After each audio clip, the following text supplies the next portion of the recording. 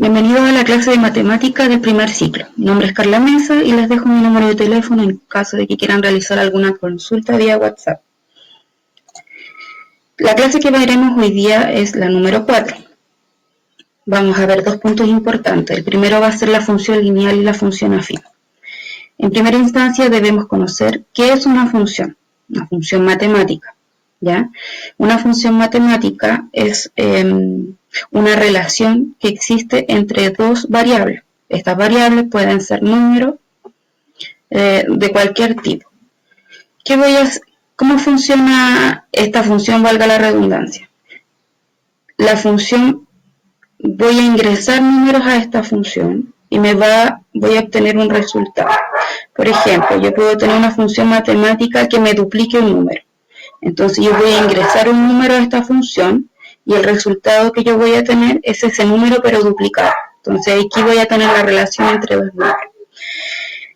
¿Cómo vamos a llamar a estos números? Van a ser llamados variables. El número que yo ingrese a una función se va a llamar variable independiente y el valor que yo obtenga como resultado va a ser una variable dependiente. ¿Ya? Aquí abajito estamos mencionando dos conceptos que son dominio y recorrido. El dominio va a ser todos los números que yo pueda ingresar a una función y el recorrido van a ser todos los números que yo pueda obtener desde una función. ¿Ya? También debemos conocer cómo graficar en el plano cartesiano. Para graficar en un plano cartesiano, se los presento, está aquí, el plano cartesiano está compuesto por dos ejes, un eje X, que es el horizontal, y el eje Y, que es el vertical, ¿ya? Y justo en el centro voy a tener un punto llamado origen, que va a ser el punto 0,0. Todo esto que está aquí van a ser puntos del plano cartesiano, y yo los puedo identificar mediante coordenadas. Las coordenadas se escriben de este tipo. Un número entre paréntesis, siempre entre paréntesis, no olvidarlo, y que van a estar separados por una coma, que va a ser un X, Y o una coma B. La primera coordenada me va a indicar el valor del eje X y la segunda coordenada me va a indicar el valor del eje Y. ¿Qué vamos a hacer? Por ejemplo, aquí yo tengo un punto con una coordenada menos 7,4. ¿Qué voy a hacer? Me dice que la primera coordenada que yo tengo que buscar en el eje X, que sería menos 7. Y la segunda me indica si yo tengo que subir o bajar. En este caso, como el número es positivo, yo voy a subir hasta el 4. En el caso opuesto, aquí tengo el 7, menos 3. Me paro en el menos 7 y acá me indica que tengo que bajar hasta el menos 3. ¿Sí? ¿Qué es una función afín? Una función afín va a ser gráficamente siempre una recta.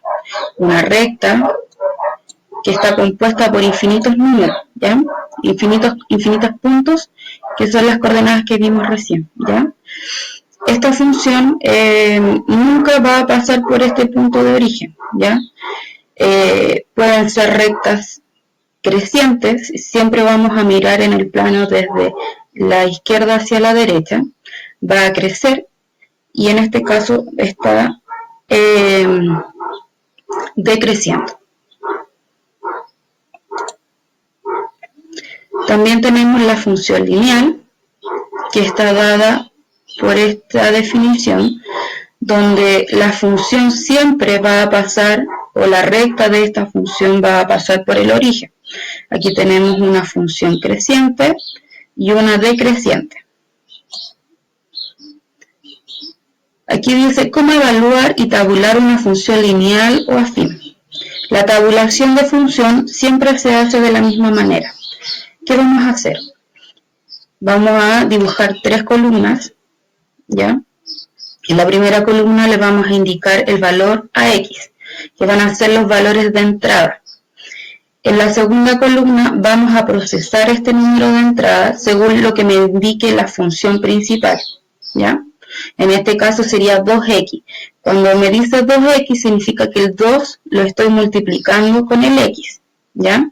Y en la tercera columna vamos a identificar la coordenada que esta me da, ¿ya? ¿Cómo yo voy a identificar esta coordenada? La primera me la va a indicar el número que yo dé, que está dado por el X, y el Y va a ser el resultado que yo obtenga en la segunda columna, ¿ya? Es decir, aquí me dice 2X, o sea, estoy multiplicando 2 por X. ¿Qué voy a hacer? Este valor que yo medí acá, el 1, lo voy a reemplazar por el X. Entonces yo digo, en vez de decir 2 por X, voy a decir 2 por 1. Y 2 por 1 es 2. Entonces yo aquí en la tercera columna, ¿qué voy a hacer? Escribo el 1, que es el número que yo medí, coma, el resultado que obtuve, que es 2. Luego hacemos lo mismo con el 0, 2 por 0, 0.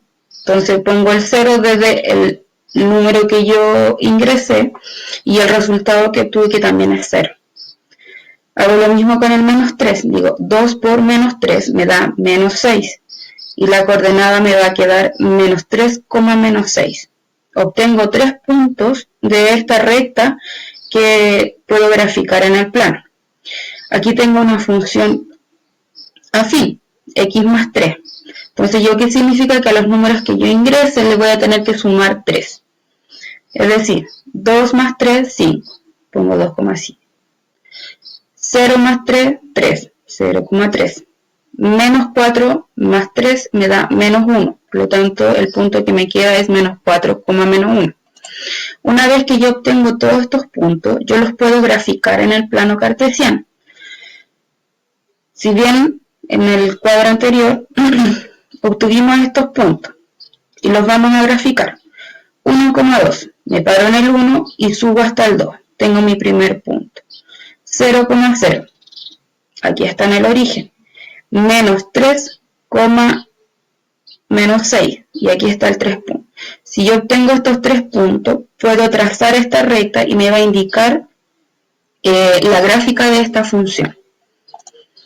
Hacemos lo mismo con la función lineal que había dado para tabular, y estos son los resultados que obtuve en la tercera columna. Entonces yo grafico 2,5, 0,3 y menos 4, menos 1.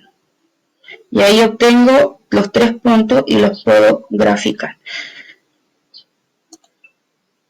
Los invito a resolver la guía número 7, que está junto con el material de estudio. El segundo punto que vamos a ver durante esta sesión es sobre ángulos y rectas, ¿ya? Primero vamos a identificar qué es un ángulo. El ángulo es una abertura entre dos semirrectas, como vemos aquí. Tenemos dos semirrectas, ¿por qué? Porque voy a tener un punto de enlace entre las dos semirrectas. Y la abertura que queda aquí la voy a medir en ángulos, ¿ya? Los ángulos generalmente los medimos con el sistema sexagesimal en grados, ¿ya? Cuando decimos 90 grados, 360 grados, 15 grados, 60 grados, etc. ¿Cómo vamos a denominar estos ángulos?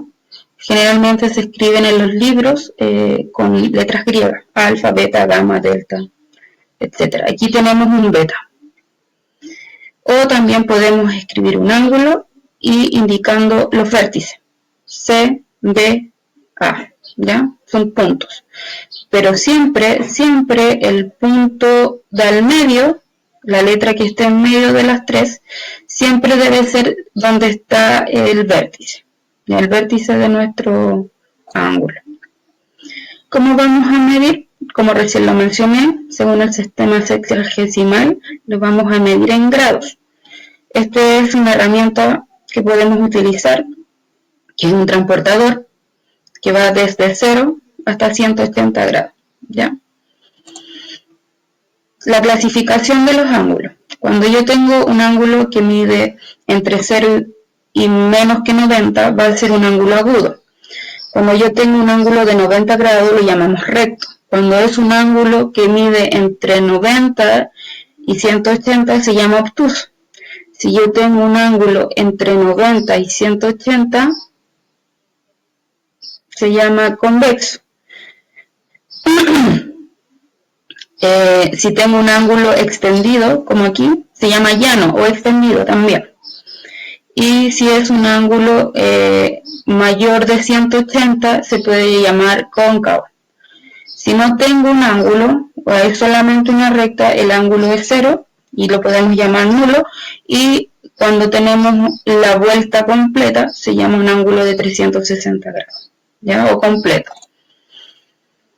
Aquí vamos a definir las rectas, ¿ya? Tenemos 3 tipos de rectas. Cuando tenemos 2 rectas, ¿ya? ¿Qué pasa? Estas pueden comportar de distintas formas. Si yo tengo 2 rectas que nunca se intersectan, se van a llamar paralelas. Cuando yo tengo una intersección, o sea, chocan en algún punto y su ángulo que genera es de 90 grados, entonces van a ser perpendiculares. Y si chocan y no generan un ángulo de 90 grados, se van a llamar secantes. Les invito a resolver la guía número 8, que está junto con el material de estudio. Y eso sería todo por hoy. Hasta la próxima.